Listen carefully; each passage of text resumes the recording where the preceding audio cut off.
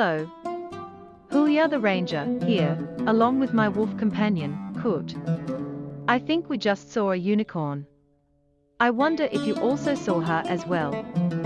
Here in the Silver Marches, there are legends of Lurue, the unicorn queen, wandering around in these woods. Hello everybody, this is RPGmodsFan. In this walkthrough video, I will be reviewing the 9th adventure in the Candlekeep Mysteries Anthology book. This 5th edition D&D adventure is titled Lore of Lurue. It was written by Kelly Lynne D'Angelo. She often DMs for the Girls, Guts, and Glory podcast, which is also available on YouTube. Her adventure is meant for 8th level player characters. The adventure starts with the adventurers in Candlekeep. There, on a pile of books, sits the Lore of Lurue book. Its rich purple color captures the player character's attention. Wow, talk about remembering the good old days. I remember the Lore of Lurue book. During my foolhardy adventuring days, I donated that book to Candlekeep in order to gain entry and access to its vast library. Hello, my name is Allrot. I am the former keeper of tomes. Some time ago, the task of governing Candlekeep has been turned over to the Archmage Janusi. Anyway, my assistant, RPGmodsFan, will now be discussing the adventure itself, and his video will contain spoilers. Unless you are a dungeon master who will be running this adventure for their players, or are a player who already played through this adventure and are watching this video for nostalgia purposes, I would suggest not to watch the rest of this video. Like most of the adventures in Candlekeep Mysteries, Lore of Lurue did not include an adventure overview or summary. Candlekeep Mysteries should have had overviews and summaries for each of its adventures. The synopsis of the adventure would be as follows. The adventurers are transported into a demi-plane.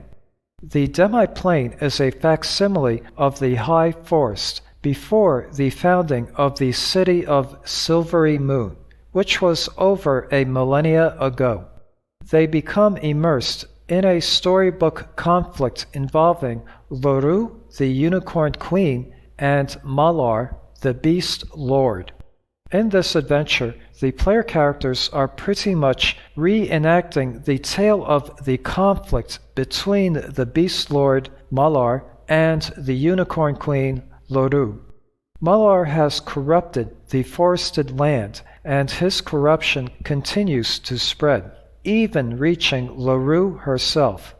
The player characters progress through the adventure in a chain of events, aka a railroad adventure. First, they meet 3 drunk satyrs, who then bring them close to a fairy village named Dewlight.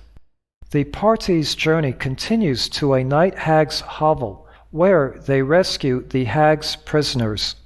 In the final wilderness area, the party will encounter cultists of Malar.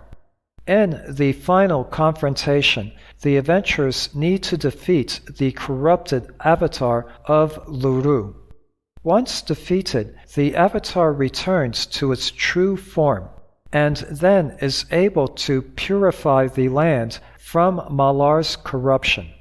As a special note to the Dungeon Master, anytime a player character drops to 0 hit points, they are teleported back to Candlekeep, alive with 1 hit point.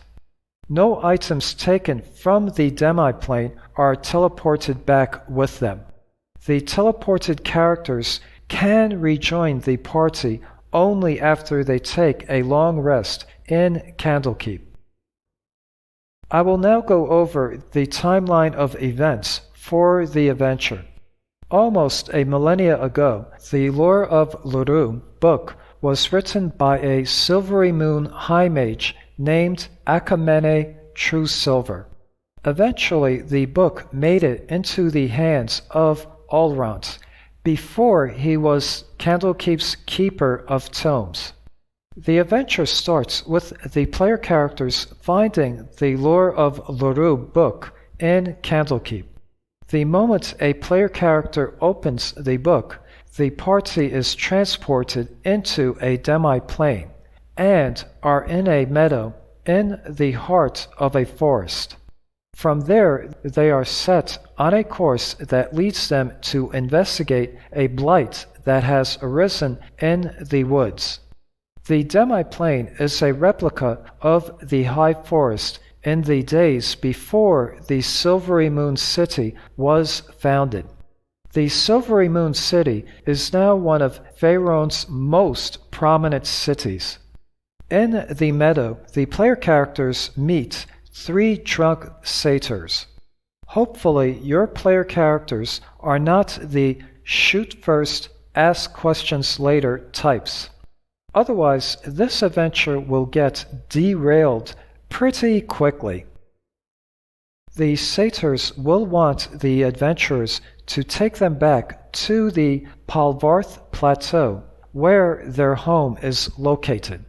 Basically, this will be the proverbial escort mission. Adventure-wise, the only thing of value the player characters will learn is that foreigners have been wandering in the forest and killing any animals they see. The Dungeon Master may wish to add that a blight has started in the north, which is the direction they are heading towards. During this escort mission, the Dungeon Masters roll for random encounters. At the Dungeon Master's discretion, anywhere from 0 to 6 encounters can happen. The Palvarth Plateau is a haven for fey creatures. The satyrs will thank the adventurers and have them meet a treant named Fëanor. Fëanor looks like a gigantic maple tree. Fëanor asks the player characters to continue north to the Pool of Eternal Spring and cleanse the pool of its corruption. The player character's next stop is Dewlight. Dewlight is a fairy village full of pixies and sprites, who will be invisible when the characters first arrive. The characters will then meet an elderly sprite named Wheel Dolly. He says that the forest has been invaded by the disciples of Malar, the Beast Lord. The adventurers will also learn that the Pool of Eternal Spring is Lurue's sacred and hallowed site.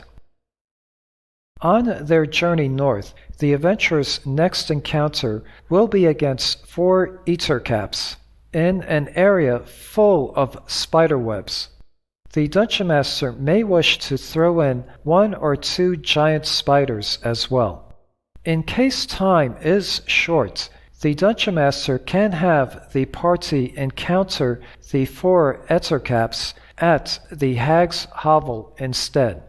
Next on the adventurer's journey is the lair of Lanendri Staggersoul, who is a night hag. She holds 3 dryads prisoner, as well as a variety of caged animals.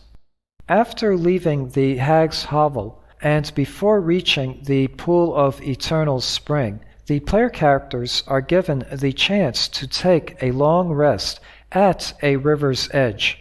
No matter what, the adventurers will reach the Pool of Eternal Spring close to midnight, on a full moon. The disciples of Malar have been killing animals and throwing their bloodied carcasses into the once pure crystal clear pool. At midnight,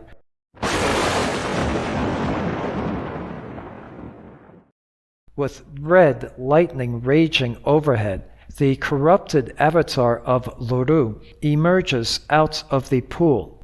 Once defeated, the avatar returns to its true form and then is able to purify the pool and the land from Malar's corruption. The player characters then return to Candlekeep. As rewards, the Dungeon Master can give the party 1 moonstone, 1 opal, and 1 ring of shooting stars. In addition, each character can receive a charm of animal conjuring. In case of a TPK, the moon goddess, Selune, will intervene, prevent the TPK, and cure Lurue's avatar of its corruption.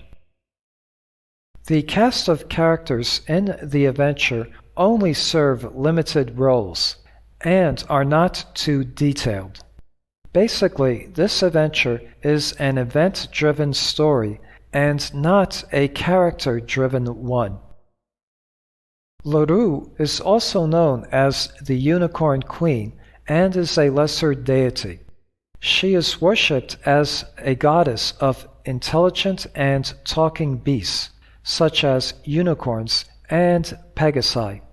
She is rumored to be the daughter of Selune.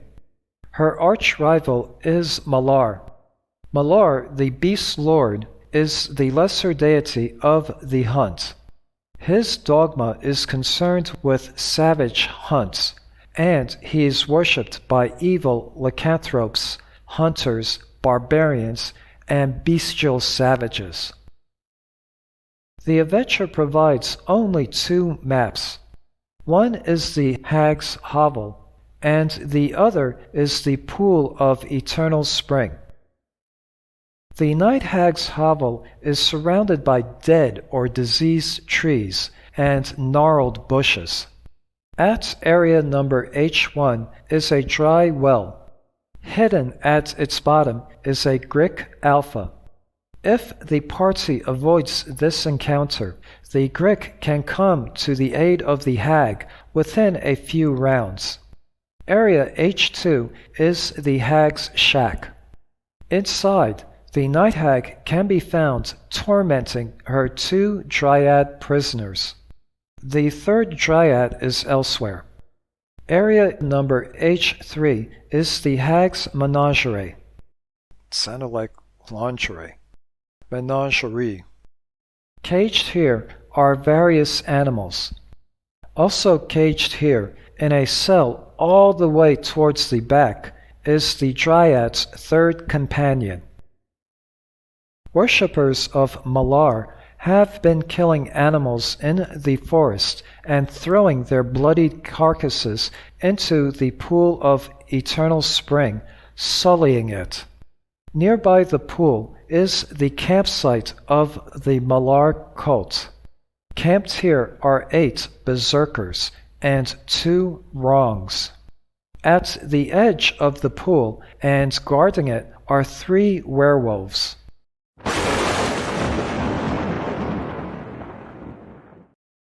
As stated in the Timeline of Events section of this video, the corrupted avatar of Lurue will emerge out of the pool at midnight. It will attack all nearby, including any werewolves that are still alive. The corrupted avatar resembles more of a nightmare than it does of a unicorn. If its horn hits any humanoid, that humanoid must make a DC 13 Wisdom saving throw or be transformed into a wolf that is now under the corrupted avatar's control. The adventure is considered concluded when the player characters have defeated the corrupted avatar. The characters are then returned to Candlekeep. Basically, the adventurers relived a tale that has happened over a millennia ago. Once Lurue purified her pool, a village was founded nearby, which eventually grew to be the city of Silvery Moon. The lore of Lurue Adventure is set up as a railroad adventure, which is not surprising since the adventure is supposed to be the retelling of a tale of conflict between Malar and Lurue.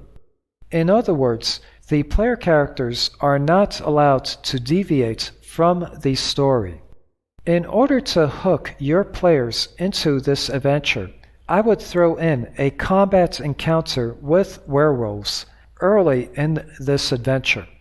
Because of so many werewolf movies and books, your players may find this adventure appealing. However, there is one logic problem that I cannot get over. Why would a deity of the hunt want to spread corruption and blight through a forest? The spread of a blight will leave nothing left for prey to eat, which, in turn, leaves no prey for predators to hunt. Anyway, if you have any ideas on how to make this adventure even better, please share them in the comments below.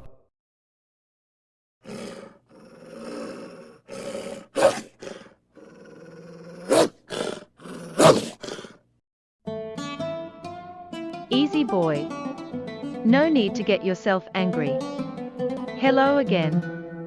Hulya and Kurt, here again. Kurt was just saying that Malar, the Beast Lord, gives wolves a bad name and reputation. Hope you enjoyed RPGmodsFan's walkthrough, review and discussion of the lore of Lurue Adventure. Time for Kurt and I to leave. Take care, and hope to see you again.